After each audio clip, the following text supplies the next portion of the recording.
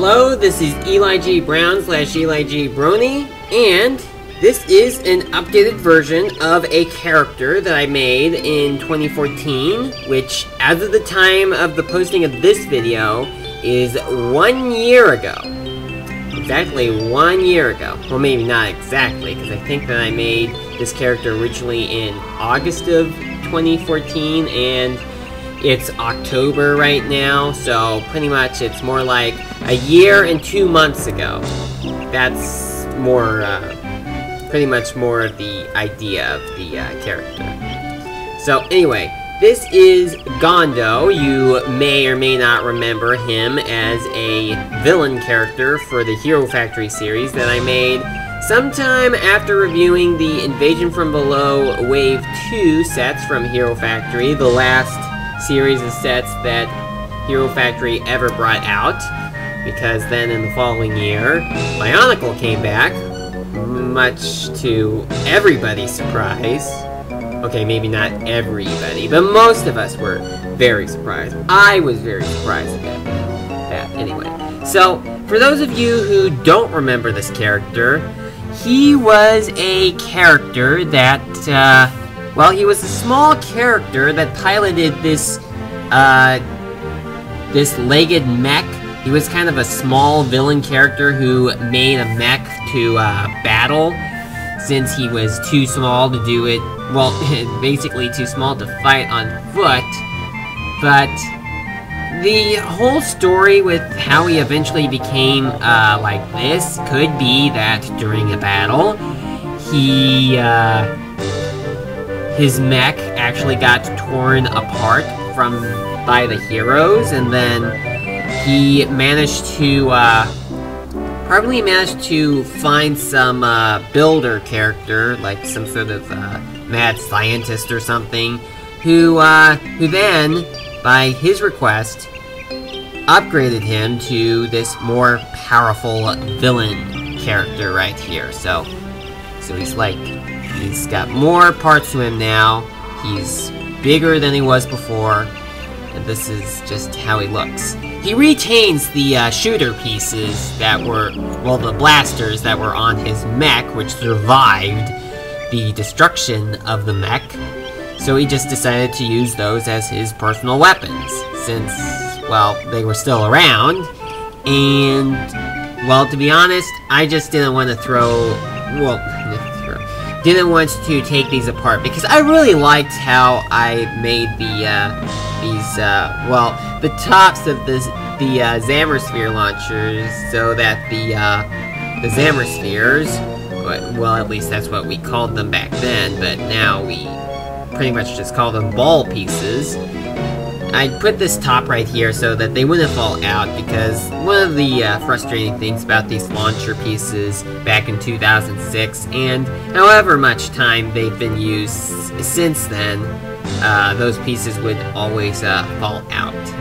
So I just put something on top so they wouldn't do that. So I just decided to keep those around. Now, the original color scheme that this character had was, he was originally gold and lime green.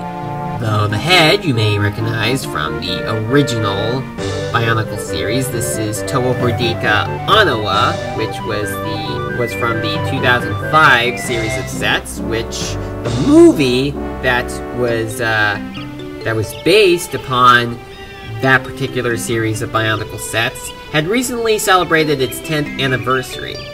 And as of the time of the recording of this video, it has been about more than a week since that celebration, so I'm just putting that out there for those who probably are not aware of the 10th anniversary of Web of Shadows. So I just used that head. It looks almost close to the gold color. It's kind of, well, it's called a dark flesh.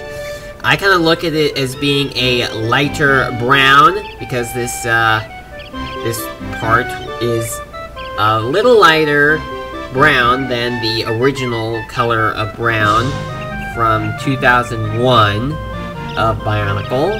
Though, of course, the modern brown parts well, in Bionicle's case, they used dark orange instead of the original brown, or even the reddish brown that was introduced with Abac in 2006. In order to attach the head, I use one of those shorter, those smaller double socket ball cut pieces to connect that onto there. And it really works out, since, well, he's a villain character, so it's pretty much logical that he would have a longer neck right there. And I kind of decided to go in the route of Bulk from the Breakout series by putting these pieces on his shoulders. I kind of like that whole idea at the time that those sets came out, so I just reused it for here. And the chest piece you may recognize from the Legends of Chima Kragger set from 2013, not the 2014 version. The 2014 version and the main body piece were all one piece. But of course, obviously, since I live in the US, and I didn't want to spend over $100 to ship the 2014 sets overseas, I didn't get them, so just pointing that out. Now, because of odd numbers on some pieces, I did actually have one piece on one side be different from the other side, because this piece is obviously not the same as that piece right there. But they've